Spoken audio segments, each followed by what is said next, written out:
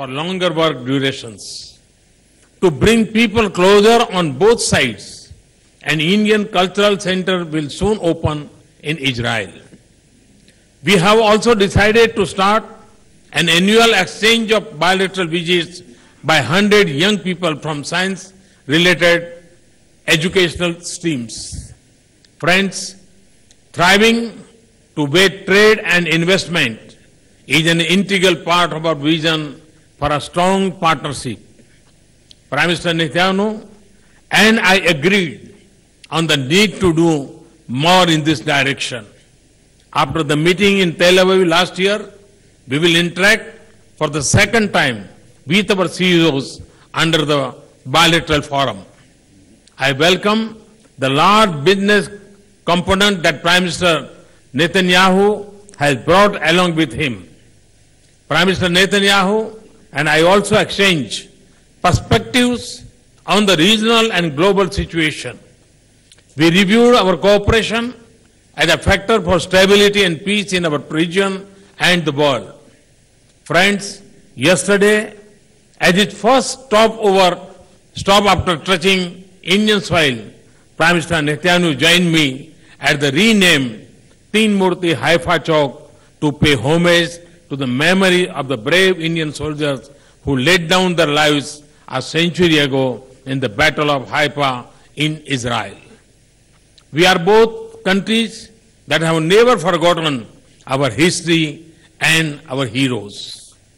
And we deeply appreciate this gesture by Prime Minister Netanyahu.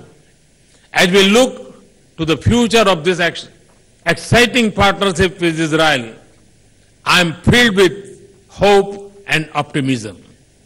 In Prime Minister Netanyahu, I have a counterpart who is equally committed to taking the India-Israel relationship to soaring new heights. Finally, I am delighted to have the chance to be with you, Prime Minister, in my home, and yourself, Excellency, in my home state, Gujarat, day after. There we will have another opportunity to see the fulfillment of the promise which our mutual cooperation holds in diverse areas such as agriculture, technology and innovation. I wish Prime Minister Netanyahu and Mrs. Netanyahu and the delegation a memorable stay in India. Thank you. Thank you very much. Toda Rabba.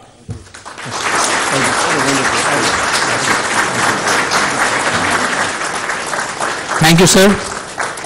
May I now request the Prime Minister of Israel to deliver his remarks to the media.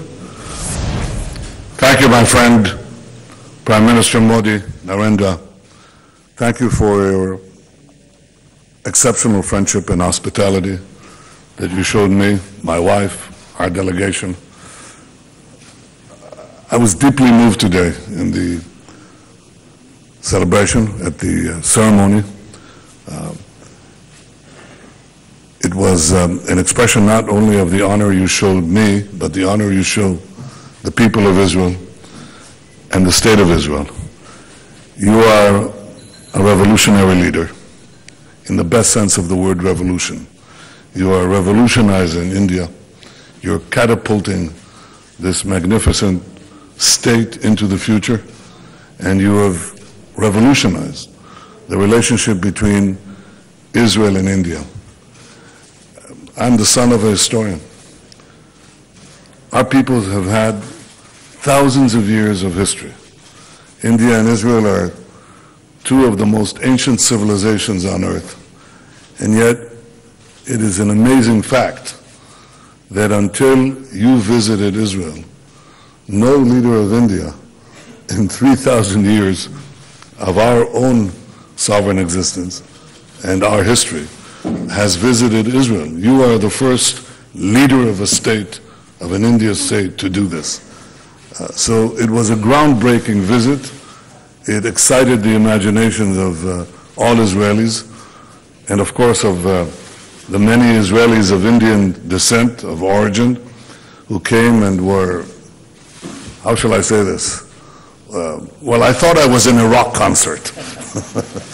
but it was a historic event as well. We are ushering today a new era in our relations. We've had diplomatic relations for 25 years, but something different is happening now because of your leadership and because of our partnership. There are three things that bind our countries together. The first is that we have an ancient past. The second is that we have a vibrant present. And the third is that we are seizing together a promising future. We are proud of our past, our rich histories, our people's contributions to human civilization, in language and literature, in mathematics and medicine, in philosophy and faith. The greatest texts that human beings produced are in Sanskrit and in Hebrew. None greater and none more enduring. And we never forget this. More recently, you mentioned just a century ago, brave Indian soldiers played a vital role in the liberation of the state of Israel and the land of Israel. This led to our independence. And yesterday I was again deeply moved as we paid tribute to these brave Indian fighters and commanders who gave their lives in that historic fight. We honor their memory as you mark today Indian Army Day.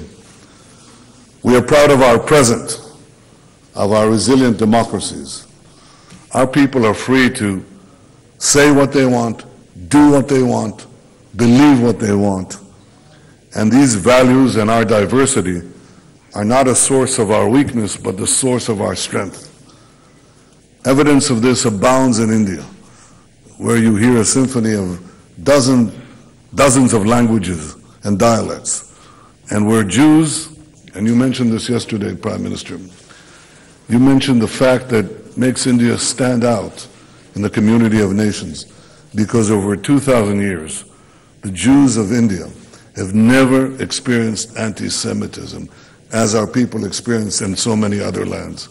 This is a tribute to your civilization, to your tolerance, to your humanity. Israelis and Indians are bound by the kinship of free peoples, but I believe that democracy cannot be taken for granted. Despite the doubts, despite the challenges, India and Israel are living proof not only that democracy works, but they demonstrate something deeper, the intrinsic value of freedom, which I believe is the intrinsic value of life. Citizens thrive. Ultimately, it is the free citizens who thrive because they are free and when they are free. Finally, we are proud that we are seizing the future so we can make a better life for our peoples and for others around the world. Our commitment to do so is reflected in the manifold agreements that we signed today, in cyber and aviation and energy, even in cinema. My wife and I are very happy that we're going to Bollywood. We'd like to see it firsthand, and so many other areas. Israel is a fountainhead of innovation. It's a global force of technology. India abounds with creativity, with ingenuity, with scientists, with mathematicians. And I think that when we join our respective talents together, we can achieve tremendous things for our people. We can actually achieve, you say we want more. Prime Minister Modi and I are the same.